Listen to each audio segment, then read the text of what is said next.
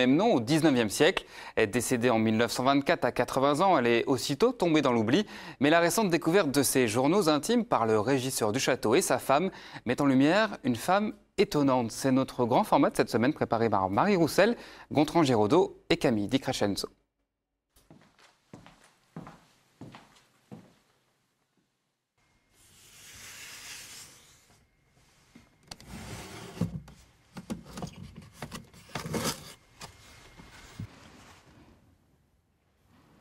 « 31 décembre 1908, 9 h du soir. Enrhumé depuis 2 jours et quitté le salon octogone trop froid et suis réfugié pour la journée dans cette petite chambre basse, peu aérée et mal commode mais plus facile à chauffer. Et dans le silence de ces heures nocturnes, pendant lesquelles je perds le passage d'une année à l'autre, je me sens envahi et comme oppressé par les souvenirs. Son visage mélancolique est partout sur les murs du château. Et pourtant, on sait très peu de choses de Marie de Rambures.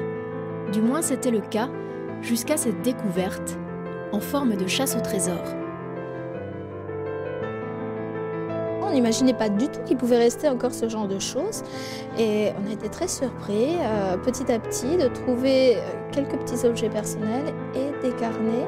Et on en a trouvé en plus partout dans le château. On a cherché dans des tiroirs, dans des placards où il n'y avait rien. Et parfois un feuillet ou un cahier. Très surprenant. Elle n'hésite pas à donner son point de vue sur tout ce qui l'entoure. Ça peut être la météo, ça peut être un voyage qu'elle vient de faire. C'est aussi justement l'effet de société. Et ça, c'est ce qui est intéressant. On ne se cantonne pas justement à la vulgaire tasse de thé prise avec la voisine. C'est même très rarement évoqué. On apprend beaucoup de choses sur la société à travers ses yeux. Née aux Antilles en 1844, Louise Amour Marie de Bouillé est encore une enfant quand elle rejoint l'Europe avec sa famille. À 20 ans, elle convole avec Charles de Rambures, mariage arrangé.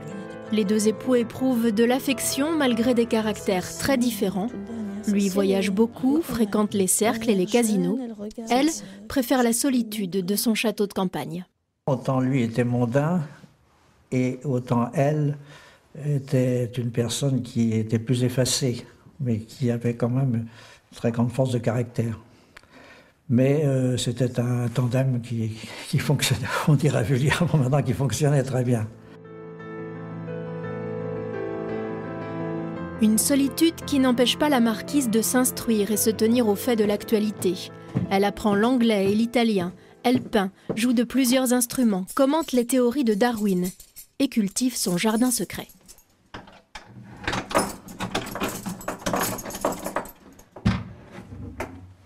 Alors je vais vous emmener dans les caves, dans ce qu'on pense être un des labos photos de Marie de Rambures. Alors on a quelques descriptions de ces labos photos, donc on a pas mal cherché. Et ici, un beau jour, tout à fait par hasard, on avait abandonné l'idée de trouver les fameux labos, on a ouvert ce petit placard qui n'avait jamais été ouvert. Et en l'ouvrant, magie. On a découvert tous ces produits, toutes ces plaques de verre pas encore utilisées, et quelques plaques de verre non développées aussi. Plus d'un siècle après avoir été prises, les photos sont enfin tirées sur papier. Marie de Rambures, qui aimait à se peindre sous les traits d'une jeune fille, y apparaît soudain plus âgée, moins apprêtée. Et ce n'est pas la seule surprise. On a redécouvert des visages qu'on ne connaissait pas, la petite Charlotte, Alphonsine, Charles, des photos posées, le château autrefois. C'est tout un pan d'histoire qui est arrivé jusqu'à nous. Et ça, c'était absolument génial, c'était un moment de bonheur. Notre grand moment, c'est quand on a retrouvé Charlotte. Qui était la nièce de Marie de Rambures, qu'elle a élevée comme sa fille, en fait. Elle est arrivée à 5 ans au château.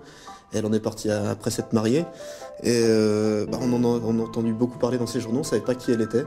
Et la première fois qu'on a vu la petite Charlotte, c'était sur ces fameuses plaques de verre, en fait. On voit qui elle est maintenant, et en plus, elle est souvent décrite comme une petite fille espiègle.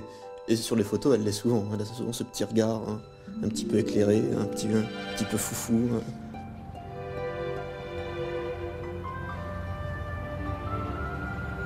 Il faut arriver à Rambures à la tombée du jour, par un temps de brouillard ou en plein hiver.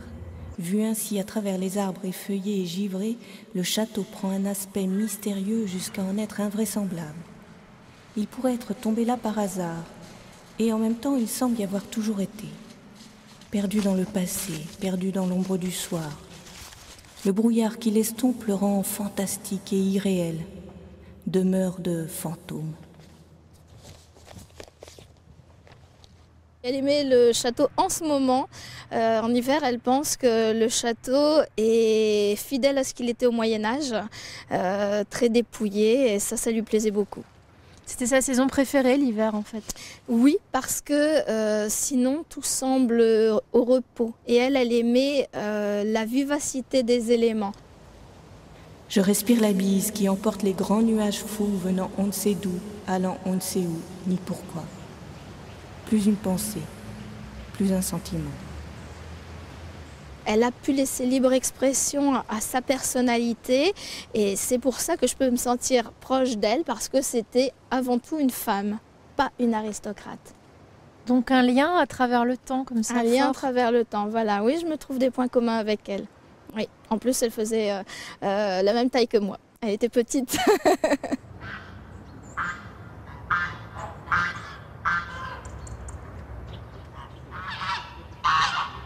Parfois, elle fait des réflexions sur le monde qui l'entoure. Parfois, elle se fait des réflexions à elle-même. De rares fois, elle fait des réflexions au lecteur potentiel. Et alors là, je me trouve vraiment dans la position de quelqu'un qui discute avec elle directement. Donc oui, à ce moment-là, on est amis. Elle me fait des confidences. Elle me raconte qu'elle est bien dans son étuffe, qu'elle est bien au chaud en hiver et qu'elle écrit là paisiblement avant d'aller se coucher. Je suis quelque part son amie privilégiée. Une belle rencontre. Une magnifique rencontre. Marie de Rambure meurt en 1924 à l'âge de 80 ans. Son journal, des centaines et des centaines de pages, un témoignage précieux sur son époque, reste oublié au fond d'un secrétaire. Atypique, considérée comme une originale par ses pairs, la marquise ne fait pas partie de la galerie des ancêtres dans la grande bibliothèque. L'histoire familiale l'a un peu oubliée. J'aimerais que tout le monde reconnaisse son talent, que tout le monde se rende compte maintenant, alors qu'elle était un peu dans l'ombre de son mari, que c'était quelqu'un d'extraordinaire. Et en plus, elle a un joli nom, Louise Amour Marie de Bouillé. C'est un joli nom et on l'a oublié.